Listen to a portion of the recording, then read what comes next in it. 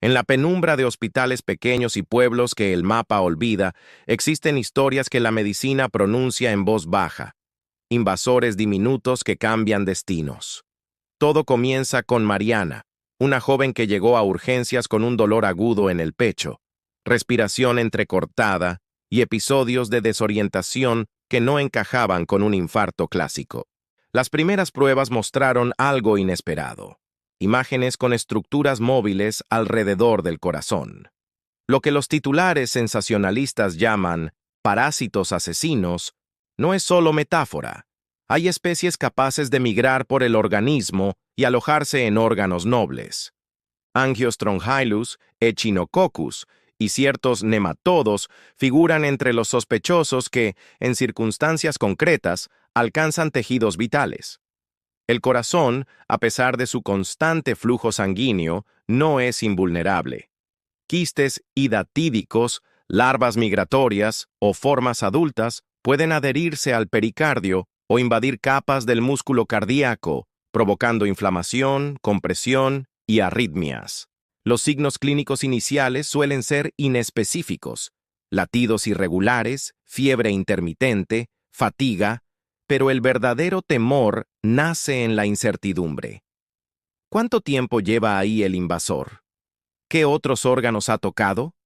Mariana narró que semanas antes había sentido molestias leves que atribuyó al estrés.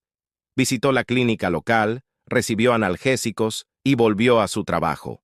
No fue hasta que perdió conocimiento brevemente en la calle que alguien la llevó de urgencia. En el hospital, entre murmullos y exámenes acelerados, los médicos notaron algo fuera de lo común en la ecografía: una estructura quística y otra apariencia filamentosa que se movía con el latido. El equipo de infectología fue convocado. Las posibilidades eran varias y ninguna tranquilizaba, desde un quiste hidatídico, típico de Echinococcus, hasta una migración larvaria de nematodos más insidiosos. Los especialistas recordaron que, en zonas con contacto estrecho entre humanos y animales, los ciclos de vida de ciertos parásitos permiten escenarios inesperados. Un perro infectado puede dejar huevos en el ambiente. Un cultivo o una fruta mal lavada puede contener estadios larvarios, y un humano, por azar, se convierte en huésped accidental de una cadena que no estaba destinada a nosotros. El caso de Mariana tuvo un efecto dominó. En las semanas siguientes, otros pacientes acudieron con síntomas dispersos: dolores torácicos que no respondían a tratamiento, mareos inexplicables, episodios de confusión que los médicos inicialmente atribuyeron a ansiedad o al consumo de medicamentos. Sin embargo, al revisar antecedentes y pruebas, emergió un patrón: exposición a animales domésticos, falta de desparasitación en la comunidad o costumbres de alimentación que podían favorecer la ingestión de estadios parasitarios. La sorpresa clínica, más que el horror visual, fue constatar que cuerpos aparentemente sanos pueden contener invasores que actúan en silencio, creciendo durante meses o años hasta manifestarse con fuerza. Para un equipo médico rural, acostumbrado a enfermedades comunes, aquello significó actualizar sospechas, solicitar pruebas más complejas y, fundamentalmente, comunicarse con la comunidad para entender prácticas que podrían explicar estos casos. Mientras los investigadores recopilaban datos y muestras, la historia de Mariana se transformó en un espejo. Mostraba la vulnerabilidad de sistemas de salud con recursos limitados y la capacidad de pequeños organismos para explotar descuidos humanos. No era una historia aislada ni una exageración periodística. Era un recordatorio de que la convivencia con animales, la higiene y el acceso a diagnóstico son factores críticos para evitar que invasores microscópicos tomen real y peligrosa forma dentro de nosotros. Ese hallazgo encendió el interés de parasitólogos y cardiocirujanos de centros mayores, que pronto se involucraron para decidir si la intervención quirúrgica sería necesaria y cómo proteger a la comunidad de nuevos casos. Mariana entró en una cadena de atención que combinaba urgencia clínica y epidemiología local. Lo que estaba en juego no era solo su vida, sino la posibilidad de identificar un patrón que podría salvar muchas otras. Al mismo tiempo, la noticia comenzó a moverse en la comunidad. El miedo se mezcló con preguntas prácticas y con el estigma que a menudo acompaña a quienes portan enfermedades poco comprendidas. Algunos vecinos se apartaron. Otros, preocupados, empezaron a examinar a sus animales y a cuestionar prácticas que antes parecían inofensivas. Así, desde una camilla de urgencias hasta las calles del pueblo, la presencia de un invisible invasor abrió debates, miedos y una urgencia colectiva.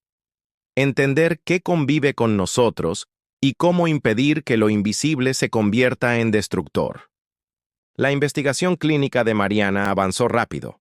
Ecografía, tomografía y pruebas serológicas.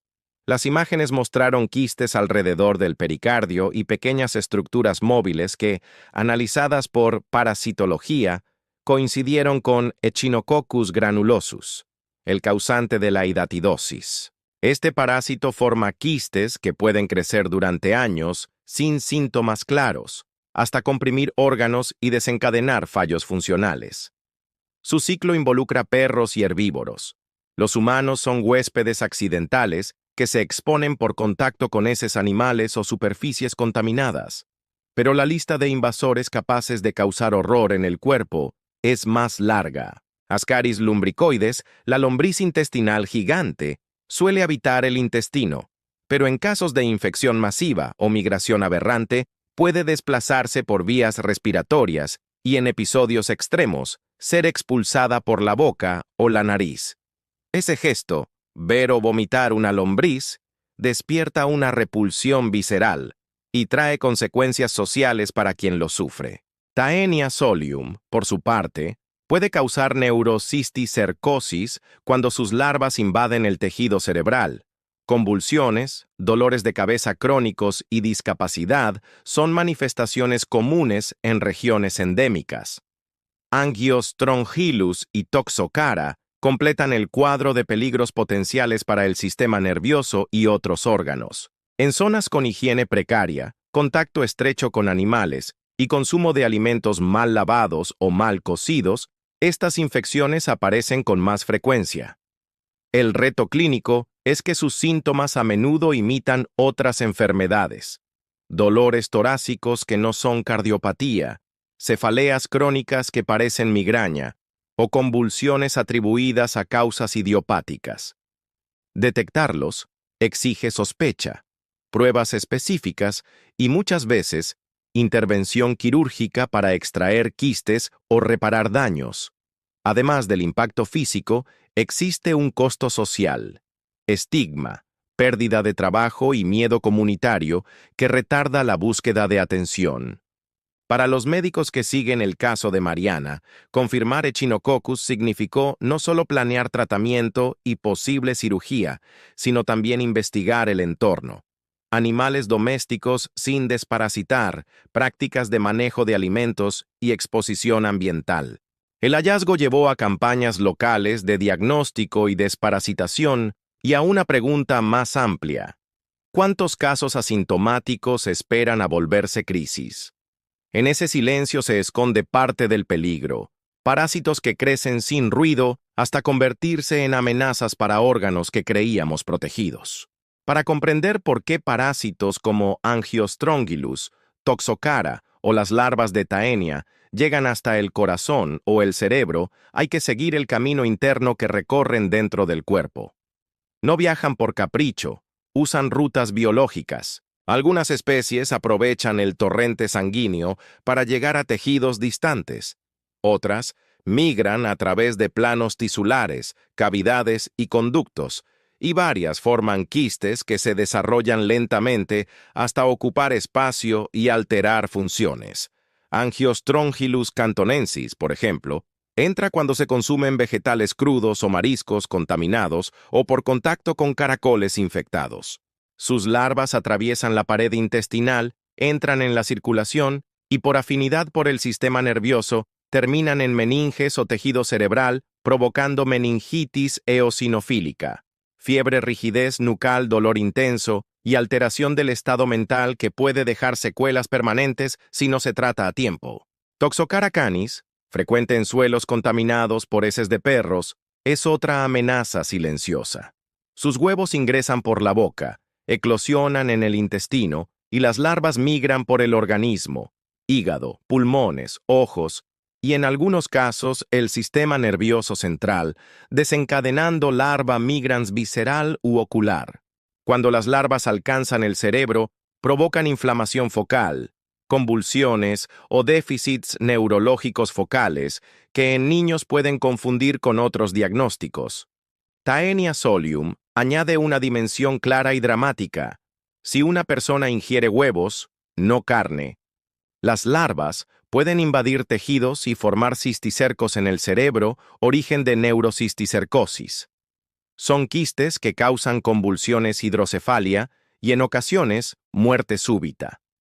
El proceso patológico se explica en dos frentes. Por un lado, el efecto mecánico. Quistes que ocupan espacio, comprimen estructuras, obstruyen flujos de líquido cefalorraquídeo. Y, por otro, la respuesta inmune del huésped, que al intentar eliminar al invasor, produce inflamación intensa que daña tejido neuronal y vascular. Esa inflamación puede ser más letal que el propio parásito. Además, los parásitos liberan antígenos y productos metabólicos que alteran la función celular y vascular, favorecen trombosis o edema y complican aún más el pronóstico. Clínicamente, estas rutas explican por qué un paciente con cefalea crónica o convulsiones en una región endémica requiere una mirada distinta a la que tendría en un contexto urbano privilegiado. La sospecha epidemiológica guía las pruebas. Resonancia magnética, serologías específicas y análisis de líquido cefalorraquídeo son herramientas claves, pero no siempre están disponibles en centros rurales, lo que empeora el retraso diagnóstico. Lo que hoy se aprende en congresos y talleres de parasitología es aplicable en el terreno. Investigar antecedentes de contacto con animales, preguntar por consumo de alimentos crudos o agua no tratada y examinar a los animales domésticos. Finalmente, la fuente de muchas de estas invasiones está en lo cotidiano. Falta de higiene al manipular alimentos, prácticas de cría animal sin control sanitario y ecosistemas donde caracoles, ratas o perros mantienen ciclos que el humano interrumpe con dificultad. Comprender las rutas internas de esos parásitos no solo explica los síntomas, sino que revela puntos precisos de intervención. Evitar la ingestión de huevos, controlar hospedadores y mejorar saneamiento son medidas que cortan el camino de los invasores antes de que alcancen órganos nobles. ¿Qué sigue ahora que sabemos por dónde viajan? En el siguiente bloque, veremos cómo esos mecanismos se traducen en casos específicos y testimonios que muestran el rostro humano del problema. En pueblos y clínicas rurales, los casos toman rostro. Niños que de pronto empiezan a convulsionar, mujeres que pierden la vista sin explicación y adultos que, años después de una enfermedad leve, desarrollan masas que comprimen órganos. Estas historias comparten un hilo. La exposición repetida a ambientes donde los huevos o larvas parasitarias persisten. Un testimonio frecuente es el de familias que cuentan síntomas vagos al principio: fatiga, dolores pasajeros, malestares digestivos, hasta que un episodio agudo obliga a buscar atención. Allí aparecen hallazgos que sorprenden: quistes múltiples en el cerebro visibles en una resonancia, una masa en el pericardio que altera el ritmo cardíaco, o la presencia literal de gusanos en vías respiratorias tras una náusea intensa. El caso de un niño de 7 años ilustra la progresión. Empezó con cefaleas intermitentes y episodios de sueño profundo que los padres atribuyeron a pesadillas y a la escuela. Con el tiempo, las convulsiones se hicieron más frecuentes. En el hospital regional, la resonancia mostró múltiples quistes cerebrales compatibles con neurocisticercosis. Los médicos recordaron que en esa comunidad era común criar cerdos en patios traseros sin control veterinario y que las prácticas de higiene eran limitadas. Otro caso, una mujer adulta con dolor torácico crónico, terminó en cirugía cuando los cirujanos encontraron un quiste hidatídico grande adherido al pericardio. hallazgo que explicaba arritmias y episodios de desorientación inexplicables. Estas historias no quedan solo en la sala clínica, tienen consecuencias sociales profundas. El estigma acompaña a quienes han expulsado parásitos o han sido diagnosticados. Los vecinos miran con recelo, los niños son excluidos de la escuela temporalmente, y las familias pierden ingresos por la incapacidad de un miembro esencial. Además, la interpretación cultural de estos eventos complica la respuesta. En algunas comunidades se atribuye la enfermedad a causas espirituales o castigos, lo que deriva en retrasos para buscar atención médica y en la preferencia por remedios tradicionales que no rompen el ciclo de transmisión. La atención efectiva combina tres frentes: diagnóstico clínico oportuno, imágenes y pruebas serológicas, tratamiento médico y, cuando es necesario, intervención quirúrgica para extraer quistes peligrosos. Pero una respuesta que ignore el contexto local está incompleta. Para prevenir nuevos casos, hay que trabajar con las prácticas cotidianas, promover lavado de manos consistente, cocción adecuada de carnes, desparasitación regular de animales domésticos y manejo seguro de excretas, y al mismo tiempo, respetar las creencias locales para lograr cambios duraderos. Estos relatos humanos explican por qué la medicina no actúa en aislamiento. Un caso diagnóstico lleva a acciones comunitarias, campañas de desparasitación y programas de educación. El objetivo no es solo curar al enfermo, sino cortar la cadena que permitió que el invasor llegara a un órgano noble. En el siguiente bloque veremos lo que muestran los microscopios y los laboratorios. Cómo se ven estas invasiones a escala microscópica y qué revelan sobre la lucha entre huésped y parásito. En el laboratorio, la historia se vuelve tangible. Bajo el microscopio, aparecen estructuras que explican síntomas y pronósticos. Los técnicos describen quistes con paredes laminadas, larvas microscópicas que excitan respuestas inmunes masivas y segmentos de helmintos que, al fragmentarse, liberan antígenos inflamatorios. Echinococcus granulosus forma quistes hidatídicos con una membrana externa resistente y una capa interna donde se generan vesículas hijas. Cuando ese quiste está en el pericardio o dentro del miocardio, comprime, inflama y altera la conducción eléctrica del corazón. Taenia solium produce cisticercos que, alojados en la corteza cerebral o en el ventrículo, provocan convulsiones recurrentes, hipertensión intracraneal y, en ocasiones, hidrocefalia que requiere derivación. El parásito no necesita matar para ser letal. La lesión es a menudo efecto colateral de la respuesta del huésped. Cuando el sistema inmune detecta antígenos larvarios, moviliza células inflamatorias que liberan citocinas. Ese proceso, diseñado para controlar la infección, puede causar edema, daño neuronal y trombosis local.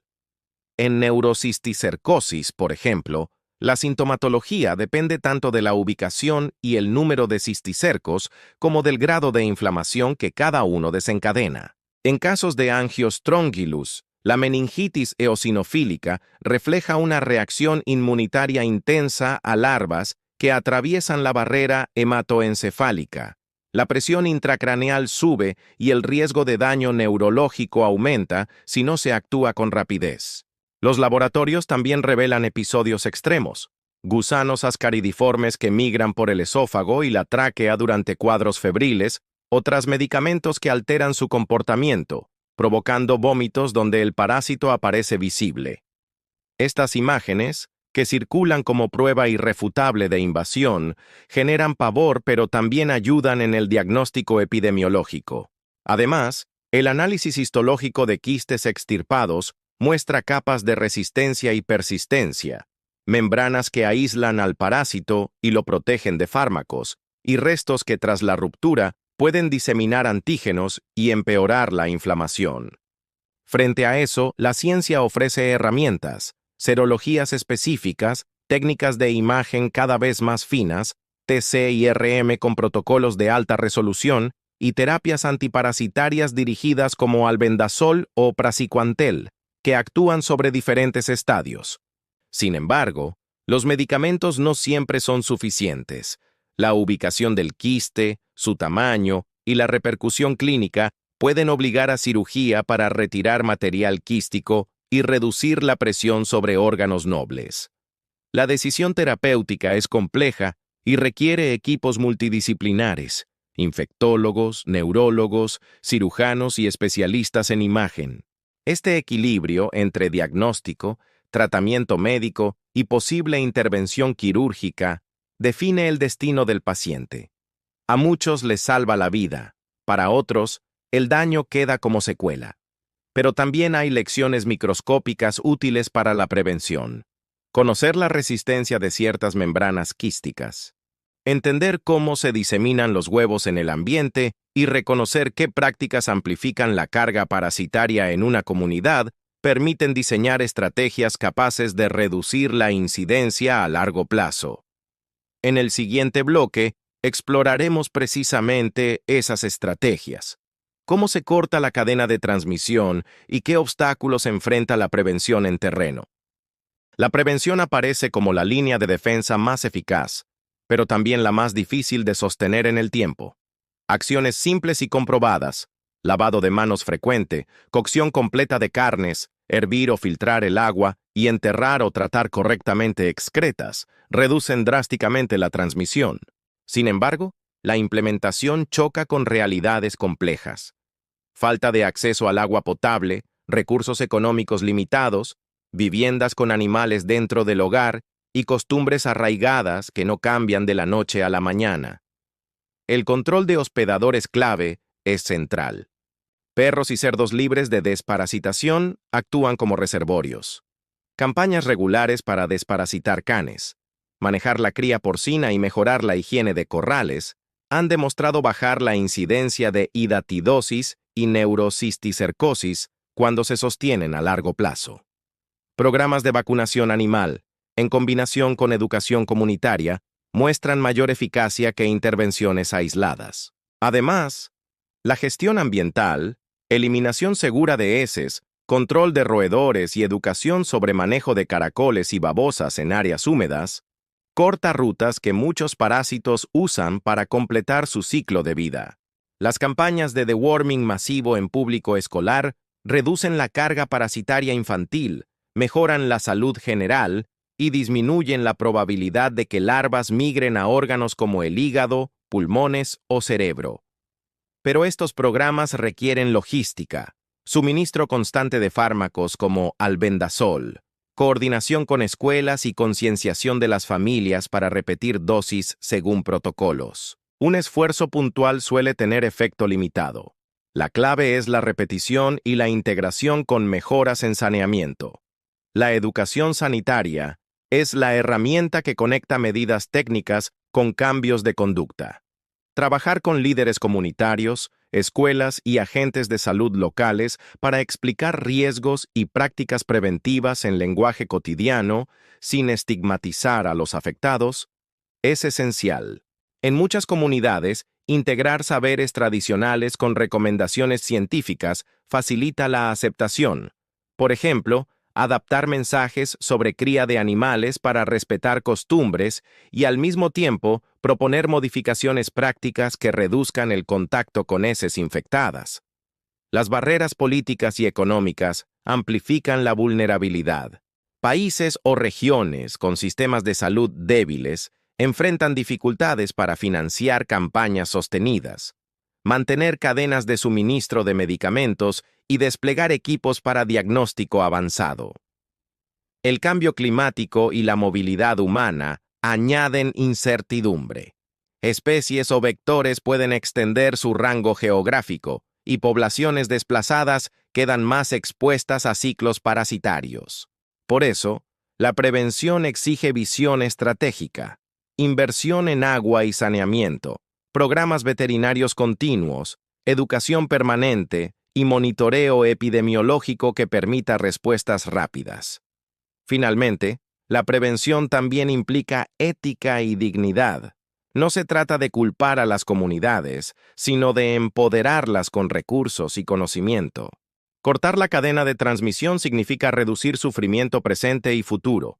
Implica coordinar salud humana y animal, fortalecer servicios locales y sostener políticas públicas que prioricen lo básico: agua segura, manejo de residuos y acceso a medicamentos. Solo así las historias que narramos, de niños que convulsionan, de quistes que invaden órganos nobles, dejarán de repetirse en otros pueblos que hoy aún miran hacia lo invisible. A pesar de los avances médicos y de las campañas preventivas, las historias más duras siguen llegando desde el terreno. Cirugías en las que los equipos encuentran fragmentos de quistes adheridos al corazón. Niños que despiertan con convulsiones porque su cerebro alberga decenas de cisticercos. Familias enteras atrapadas en ciclos de reinfección entre perros y humanos. Los profesionales de salud que trabajan en esas zonas hablan de escenas que parecen pertenecer a otro tiempo. Generaciones que conviven con parásitos, rituales para protegerse y una resignación silenciosa ante episodios que otros considerarían inimaginables. En hospitales regionales, los equipos multidisciplinares lidian con decisiones complejas. Un quiste en el pericardio puede requerir cirugía cardíaca con riesgo elevado. Múltiples cisticercos en el cerebro obligan a balancear antiparasitarios y tratamiento antiinflamatorio para no desencadenar un empeoramiento por reacción inmune. Los resultados varían. Algunos pacientes recuperan funciones, otros quedan con secuelas neurológicas persistentes y en los peores casos se produce la muerte. Más allá de la clínica, estas consecuencias tienen peso social: pérdida de la capacidad de trabajo, gastos familiares en tratamientos y estigmas que dificultan la reinserción. Los equipos cuentan también victorias: campañas sostenidas que reducen la prevalencia infantil, programas de control canino que bajan la transmisión local y campañas educativas que cambian prácticas de manejo de alimentos. Esos logros muestran que la dinámica es reversible cuando se actúa de forma integrada y prolongada. Sin embargo, la fragilidad del sistema es evidente. Cortes financieros, migraciones masivas o desastres naturales pueden deshacer años de progreso y reabrir la puerta a brotes. Además, factores globales complican el panorama. El cambio climático altera hábitats de vectores y huéspedes intermedios. El comercio y los viajes llevan especies a regiones no preparadas. Y la urbanización sin planificación crea espacios donde la higiene es deficiente.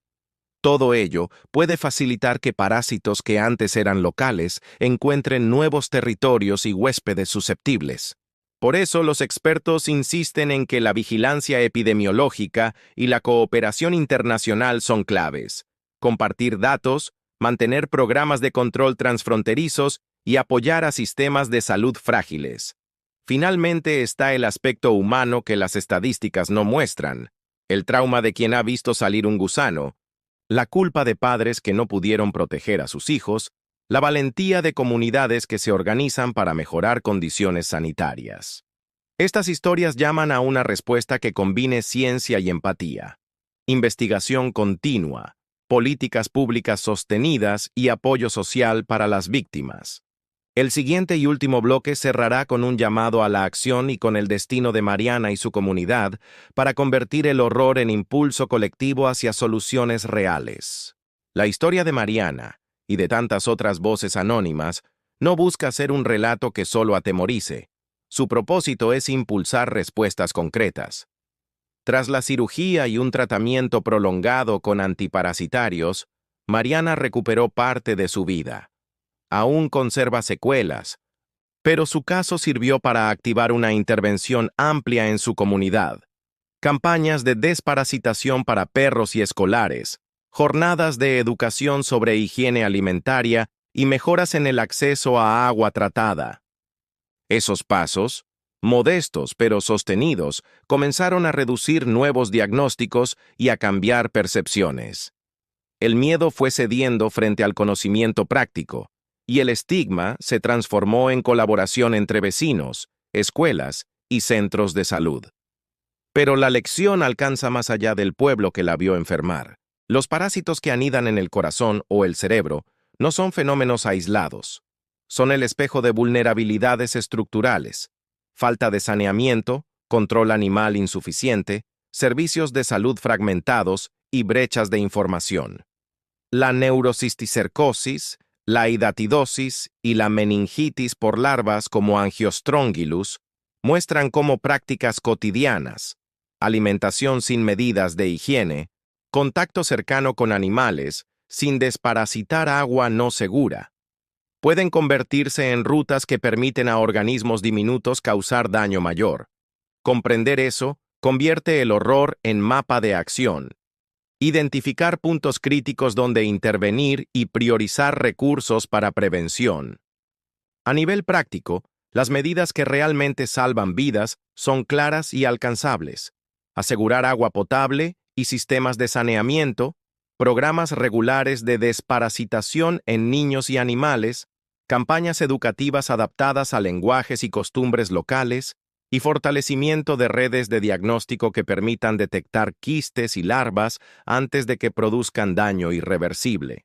Cuando estos componentes se integran, salud humana y animal trabajando juntas, apoyo comunitario y compromiso estatal, la incidencia cae y las historias que hoy conmueven se vuelven cada vez menos frecuentes.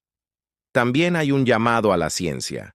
Mantener investigación sobre mejores diagnósticos rápidos, vacunas para hospedadores animales y tratamientos más seguros para quistes en órganos nobles. La vigilancia epidemiológica debe modernizarse para anticipar cambios por migración y clima, y la cooperación regional es vital para controlar ciclos que no respetan fronteras. En paralelo, la comunicación debe evitar el sensacionalismo. Hablar de parásitos asesinos puede atraer atención, pero también alimentar pánico y estigmas. Contar con rigor y empatía hace que la información se traduzca en acción efectiva. Al cerrar este relato, el mensaje es doble. Por un lado, reconocer la realidad inquietante. Pequeños invasores pueden llegar a lugares inesperados y dejar huella física y social. Por otro, afirmar que lo que vimos no es destino inmutable. Con medidas conocidas y voluntad colectiva, se puede reducir el impacto y proteger a las comunidades más vulnerables. Mariana vuelve a caminar por su pueblo. Sus vecinos participan en campañas de salud. Los niños reciben tratamiento preventivo en la escuela. Esas imágenes, menos dramáticas que un titular, son la verdadera victoria. La transformación silenciosa y sostenida que impide que lo invisible se haga catastrófico. Termina con una nota de responsabilidad compartida. La amenaza existe, pero también existe la capacidad de cambiar el rumbo con ciencia, higiene y solidaridad.